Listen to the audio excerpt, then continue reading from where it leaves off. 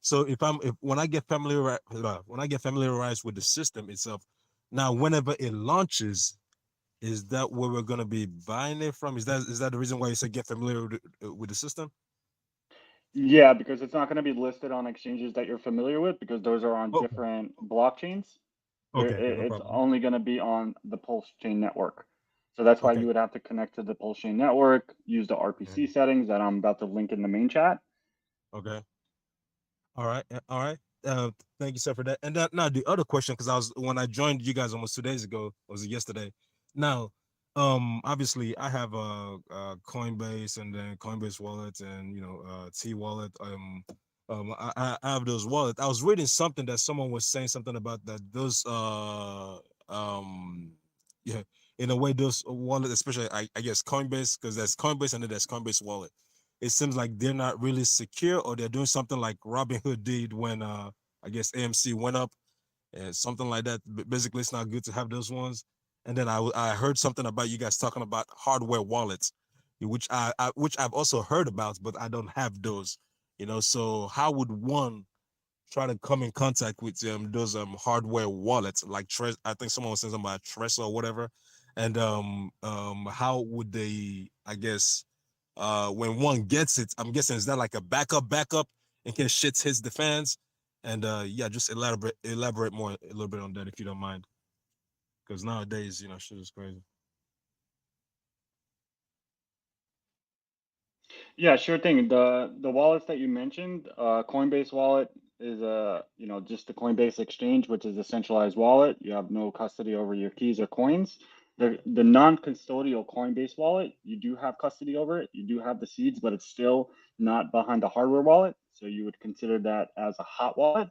The Trust wallet is also a hot wallet, and that is suggested not to use. So what you would need to do at this point is buy yourself a hardware wallet, either a Trezor or a Ledger. And consensus here in this community is usually towards Trezor. So it's Trezor.io. Go get yourself a hardware wallet. And then at that point, I would say come back or go to howtopulse.com. We have a wallet section over there. And then you can get through some videos and how to migrate your Trust wallet or your Coinbase non-custodial wallet into a hardware wallet. Okay. Okay. All right. Okay. Okay. Or and that's and actually that actually if you have assets on those wallets, which are like liquid assets, then you don't need to do the migration. You just send your liquid assets to your hardware wallet directly. But if you say, for instance, have like stakes or something that's tied up on those wallets for long term, then you would have to do the migration. So without without some information from you, I would suggest all liquid assets from your hot wallets will go Okay. directly to your Trezor wallet. Okay. Okay. Oh, look, okay. All right. And I'm guessing those the Trezor wallets, because let's use an example like for some of these meme coins. I'm guessing the Trezor wallets. I'm guessing they do basically like the main ones. Not they don't do like the meme coins like all this Shiba Inu and all that stuff. All those I'm guessing the Trezor wallet Trezor wallet, it does like the main Ethereum, Bitcoin, something that's kind of, I guess, legit, or does it? Can you transfer everything or transfer anything basically? Well, it does support multiple networks and Okay. multiple ERC20s. So depending Okay. on what assets you have, you would have to go into whatever hardware wallet you purchased and see Okay. what they have there. Okay. Okay. Okay. So basically, you would suggest basically if whenever I do get it, basically transfer everything that I have basically from the hot wallets. Yes, exactly. Okay. And if you don't mind, can you send me, because I have no pen where I'm at. The link you said is a Trezor wallet. Is that what it's called? Okay. Yes, the Of which you purchased URL, it? the Yeah. URL is trezor.io.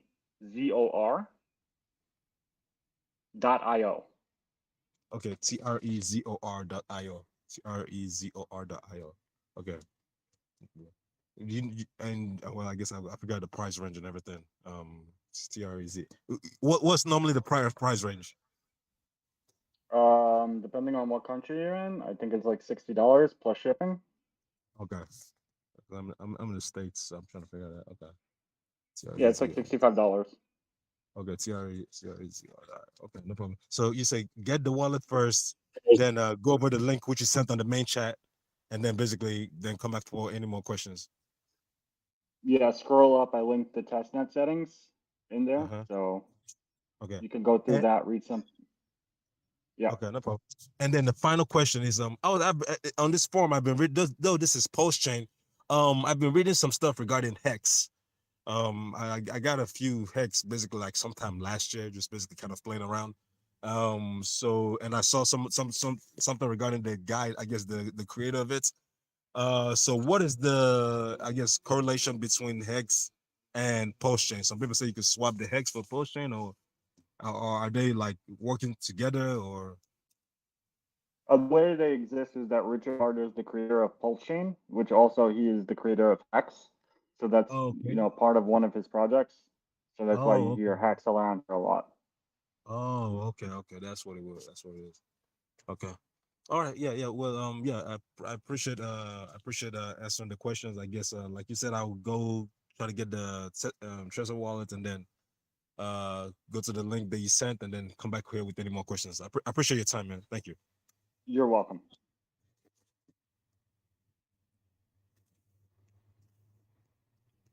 Yeah, hey Lank. Yes. Yeah, hey, this is Jeff. I got a quick question on the Trezor wallets. Sure. So I got two of them, and so I have one that I'm backing up, off my desktop, and the other one that I'm backing up off my original, MetaMask, which was mobile at the time. And so when I set up the mobile one, I have to do a migration because I have a lot of stakes on it, correct? Correct. Okay. And on the other one, I also have some stakes on it on the desktop, but I can just install that account into it, correct? Nope. You would have to do the same thing as migrate that one as well Okay. to a new hardware wallet. Okay. So I got to start them over again and reboot them and then start it, or I can migrate both times. Correct. Okay. Correct. Okay. And now I do want my liquid assets to be on one. Is it possible to have two different accounts on one MetaMask? On one Trezor, I mean. You wouldn't want to do that. You would use your third hardware wallet as the vault wallet. That is Yeah. not restored or recovered. So liquid assets would go to your third hardware wallet. Okay. All right, then I'll. And that's not a restore or recover. That's just a brand new setup. Whole new set of 24 words. It's already set up. I already have a Nano X that I can send all my liquid assets to then. Okay. Onto that ledger, and then use the other two for my stakes. Is that pretty much? I mean, it seems kind of, I don't know, it seems a little like much to have three of them, one for liquid, one for one set of stakes, and one for another set of stakes. Well, you have two sets of stakes. One's on your iPhone and one's on your desktop. So those two stakes on two different wallets need to be migrated into two different hardware wallets. You would not send liquid assets to those migrated hardware wallets is because they're only under a 12-word seed phrase. You would send all liquid assets to a 24-word hardware wallet. That's why you would send it to your third Trezor. Okay. Yeah, that makes sense. Well, I don't have a third Trezor. I have a Nano X, so I'll just have to. I mean, unfortunately, that's what I got. I wish I would just could have kept it simple and had three of the same, but. Yeah, you have one Nano and two Trezors. Right. Yep. So So one migration from your iPhone, MetaMask, would go into one ledger, and then your other MetaMask migration from desktop will go into one Trezor, and then you have your third Trezor, which you would just have for liquid assets behind the 24 word. Got it. So 2 migrations and 1 vault. 1 vault. Yeah, it doesn't really say a vault on there. It just says new wallet or migration. Yeah. Or I mean, Yeah, I don't new know. wallet. So a new wallet, not a vault wallet. Yeah, okay. So I got you. say a new wallet. All right. All right, then I'll do that. I appreciate it. No problem. You got it. Thanks. So quick question. Why? I mean, I don't get me wrong, to each his own. But why does Fit Guy, a Flighty guy, why does he have 3 different wallets?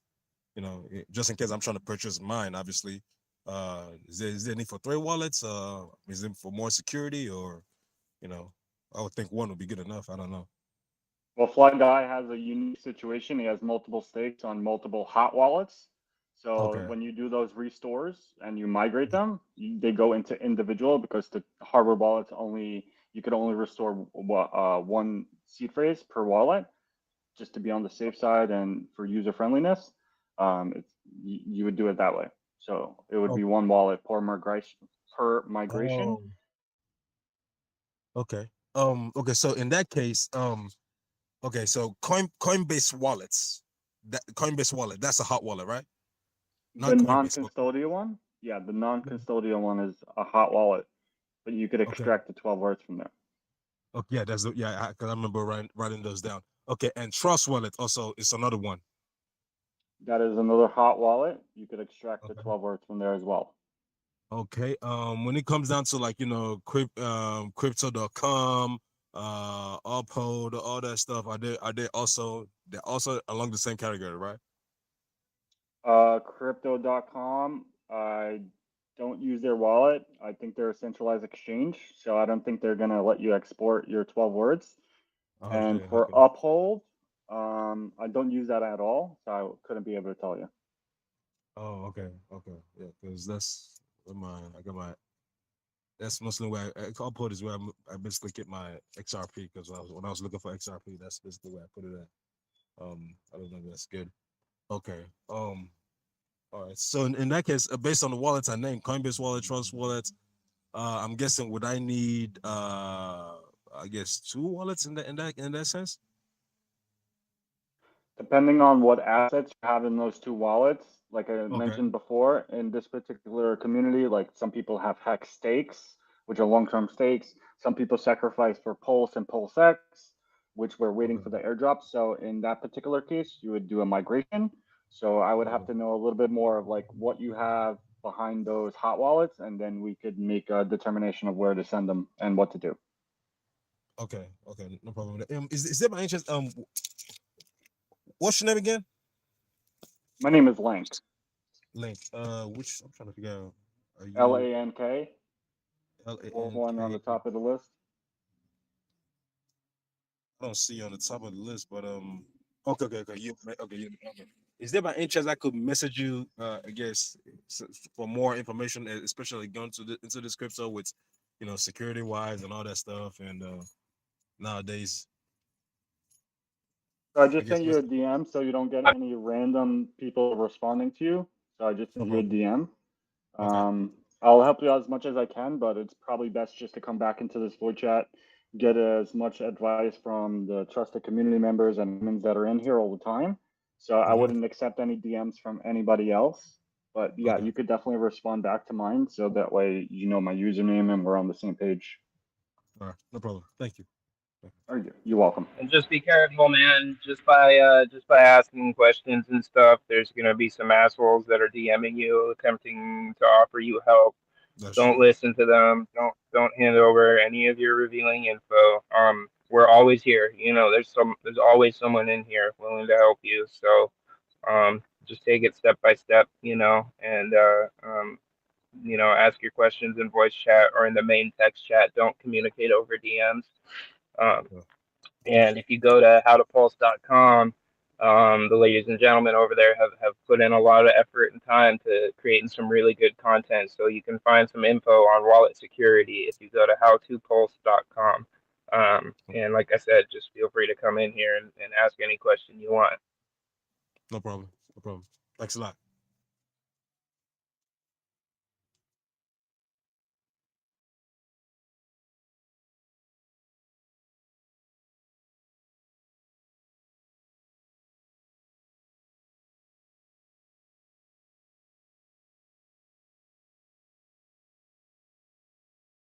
I'd give up 1% of my sacrifice to have working AC today. It's so freaking hot.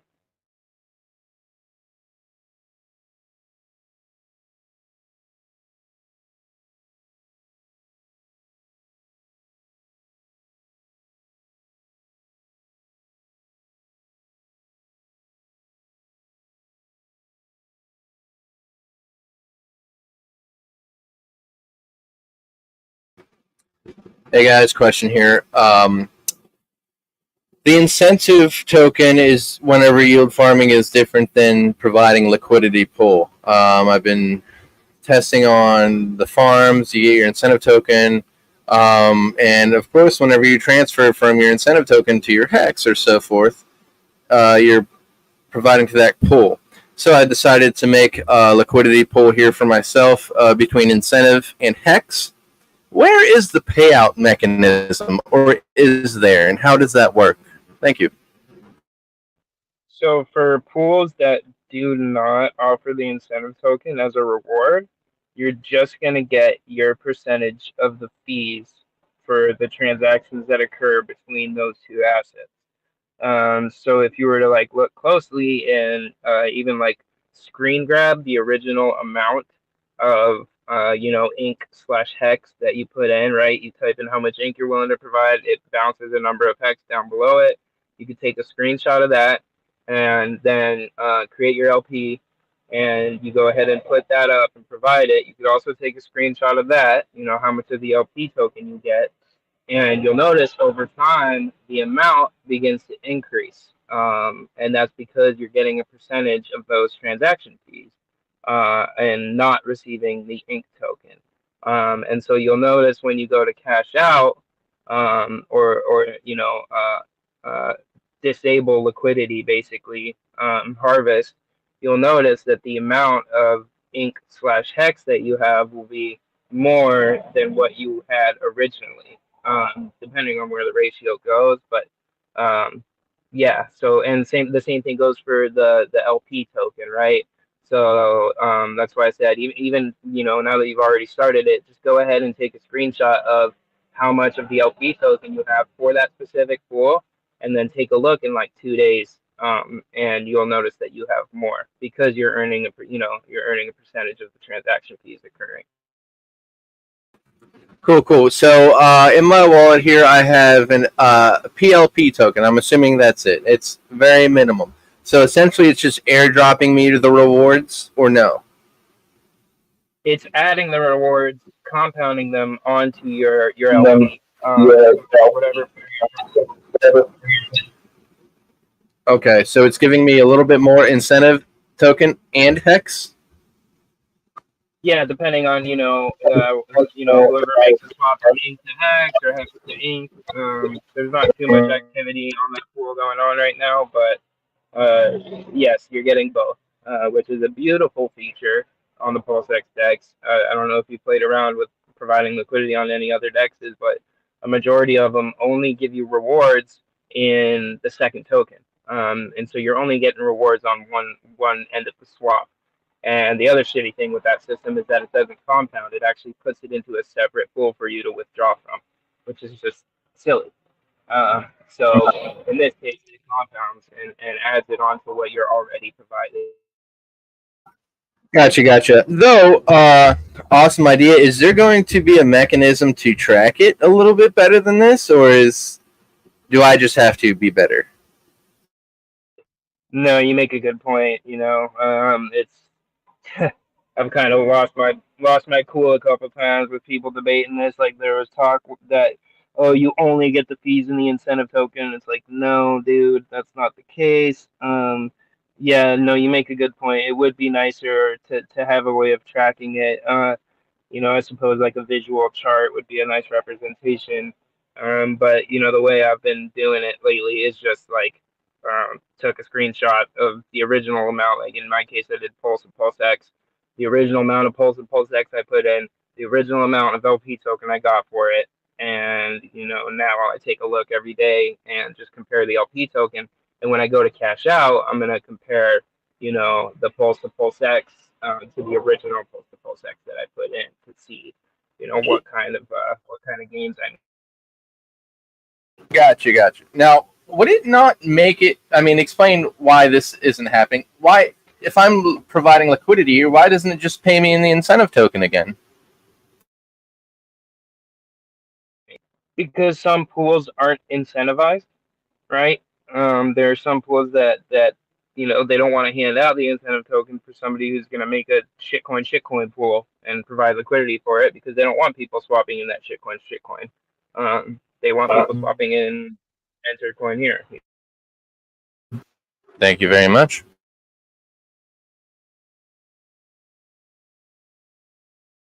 Yeah. Hey, Lank. Quick question again. You still in there? Yeah. Okay. Might seem a little silly, but do I need to have my MetaMask wallet open while I'm doing that migration? No. Okay. So I just was wondering how in the heck is it going to know my seed phrase, and know it's a MetaMask wallet? You're gonna import It's just the them. bit 44 standard. It's the standard, set for creating wallets or accessing the blockchain. It's the bit 44 standard. So I just actually posted the combat command in chat for HWMIG hardware migration. Depending on, I don't know what the situation is, but you can find a video to say. Also, howtopulse.com, wallet, security, blah, blah, blah. All right. Thanks, guys.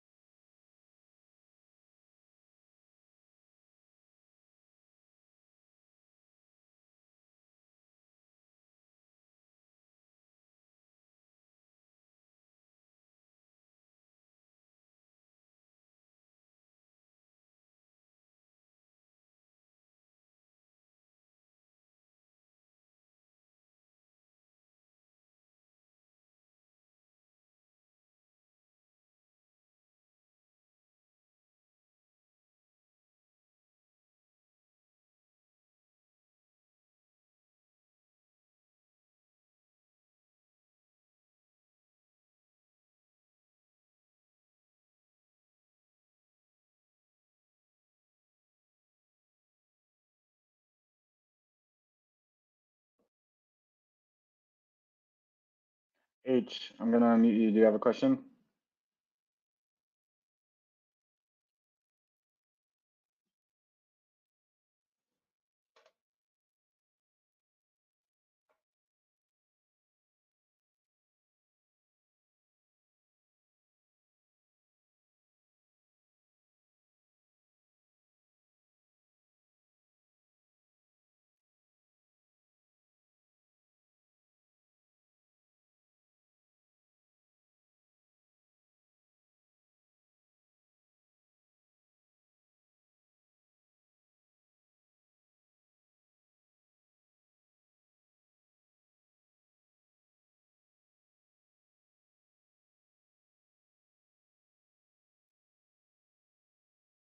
Exographic, do you have a question?